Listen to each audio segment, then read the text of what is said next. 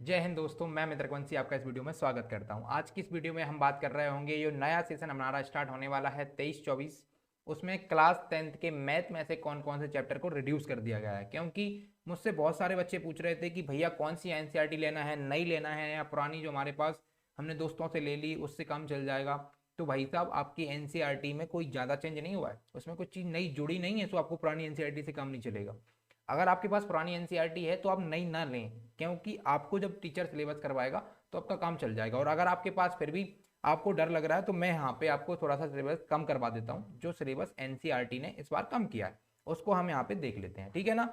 तो आपको ज़्यादा घबराने वाली कोई बात नहीं है इसमें, क्योंकि इसमें चैप्टर में से सिलेबस कम हुआ है। चैप्टर कम नहीं हुए हैं, चैप्टर में से सिलेबस कम हुआ है, ठीक है ना। तो आप ज़्यादा डरे नहीं, क्योंकि डरने से कुछ होगा नहीं, ठीक है। और आपको अगर आपके पास पुरानी है तो ठीक है, अगर आपको नई खरीदनी है तो आप खरीद सकते हैं। उसमें तो आपका जो है सिलेबस कम होके ही आएगा, क्योंकि आपकी इस बार एनसीईआरटी पतली आने वाली है पिछली बार से। जैसे आपको यहाँ पे दिख रहा होगा कि CBSE class 10th math delete syllabus 2023-24 में जो आया, जो एनसीईआरटी ने सिलेबस डिलीट किया है वो सीबीएसई ने अपलोड किया है अपनी वेबसाइट के ऊपर। तो वहाँ से मैंने ये उठाया है, ये मेरा खुद का नहीं है, मैं डायरेक्ट वेबसाइट से आपको बता रहा हूँ, ठीक है।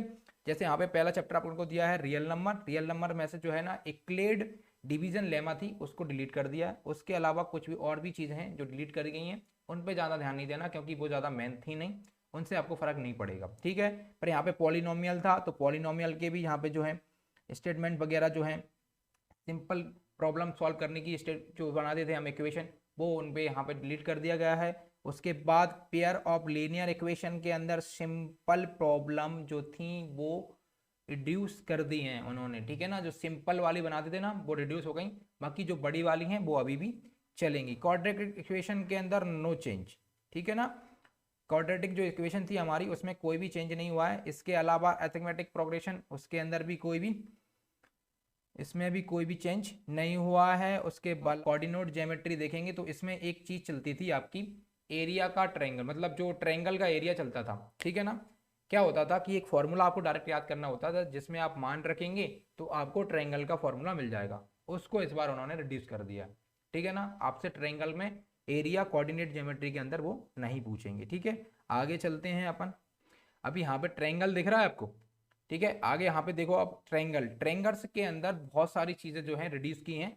ये अपन जब पढ़ेंगे मैथ को, इस वाले चैप्टर को पढ़ेंगे तो वहाँ पे हम आपको दिखवा देंगे। और आप पे अगर आपको चाहिए आपकी किताब में से कम करना है तो आप यहाँ पे देख देख के इसको उसमें टिक कर सकते हैं कि ये हमको नहीं पढ़ना है, ठीक है ना। इसके अलावा सर्किल में कोई भी चेंज नहीं किया है, सर्किल आप पूरा का पूरा पढ़ेंगे, ठीक है ना।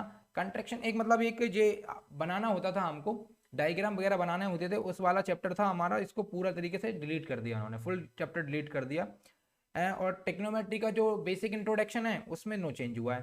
बेसिक इंट्रोडक्शन जो है उसमें बिल्कुल सरल सवाल होते हैं, आपको कुछ फॉर्मूले याद करने होंगे और उनको आराम से आप बना भी सकते हैं, उनमें कोई दिक्कत आपको नहीं होगी और उसके अंदर कोई चेंज नहीं हुआ, ठीक है ना। उसके अलावा टेक्नोमेट्री के जो फॉर्मूले वाले सवाल इसके अंदर आएंगे उसमें थोड़ा सा रेशियो वाले सवाल है ना, उनको डिलीट उन्होंने, जो एंगल बनाता था रेशियो, उनको थोड़ा सा उन्होंने हटा दिया है कुछ कुछ सवालों को, और कुछ को बड़ा ही वैसे का वैसा रखा है। इनमें क्या है, एक टाइप के सवालों को उन्होंने हटाया है, पूरे सवाल नहीं हटाए कि इस टाइप के सवाल हमको नहीं रखने तो उनको हटा दिया, ऐसे करके उन्होंने चीज़ें रिड्यूस की हैं। जबकि हाइट एंड डिस्टेंस टिक्नोमेट्री का ही नेक्स्ट पार्ट है। टिक्नोमेट्री इसमें यूज़ होता है अपना वो है 90 डिग्री वाला ट्रेंगल, वो आपका इसमें यूज़ होगा, इसमें नो डिलीट हुआ है, ये आपको पूरा पढ़ना है। इसके अलावा आप यहाँ पे सर्किल का एरिया से जितने सवाल बनते हैं पूरा चैप्टर वैसे का वैसा है, उसमें कोई भी डिलीट आपको देखने को नहीं मिलेगा। सरफेस एरिया एंड वॉल्यूम, इसमें आपको कुछ कुछ चीज़ें जो हैं डिलीट कर दी उन्होंने, कॉन्स को लेके, कुछ उन्होंने कॉन को लेके किए हैं, कुछ किसी और को लेके किए हैं। तो इस तरीके जो हैं सवाल इसमें थोड़े से कम हुए हैं, बाकी सरफेस एरिया वाले से सवाल अच्छे बनते हैं, तो इस चैप्टर को हम अच्छे तरीके से देखने वाले हैं, ठीक है ना। इसके अलावा हमारे जो लास्ट के दो चैप्टर हैं स्टैटिक्स में से थोड़ा सा चेंज हुआ है। स्टैटिक्स में से क्या हुआ है कि स्टेप डिवीजन मेथड ना, इसको थोड़ा सा उन्होंने उसमें से कुछ चीज़ें हटाई हैं, पूरा नहीं हटाया, इसको थोड़ा सा हटाया है, तो इसको भी हम देखने वाले हैं। और प्रोबेबिलिटी, आपकी जो प्रोबेबिलिटी है, पॉसिबिलिटी वाले क्वेश्चन रहते हैं, ताश वाले आपके, जिनको बोलते हैं आप क्यूब वाले, ठीक है ना। इसके अलावा सिक्के वाले क्वेश्चन, तो ये सारे क्वेश्चन यहाँ पे आपको देखने को मिलने वाले हैं प्रोबेबिलिटी के अंदर, तो इसमें कोई भी चेंज नहीं हुआ है और बढ़िया क्वेश्चन है।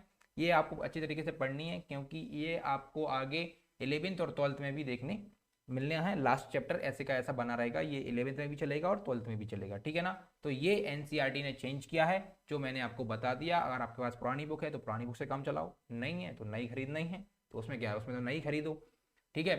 इसके अलावा अगर आप जेई या नीट की तैयारी कर रहे हैं, किसी कॉम्पिटिटिव एग्जाम की तैयारी अगर आपको आगे करना है, तो आप पुरानी बुक को फॉलो करें और उसको पूरी तरीके से पढ़ें, क्योंकि उसके क्वेश्चन वैसे के वैसे कॉम्पिटिशन एग्जाम में पूछे जाते हैं। तो उसको अच्छी तरीके से याद रखना, क्योंकि उस कॉम्पिटिशन एग्जाम से सिलेबस रिड्यूस नहीं हुआ है।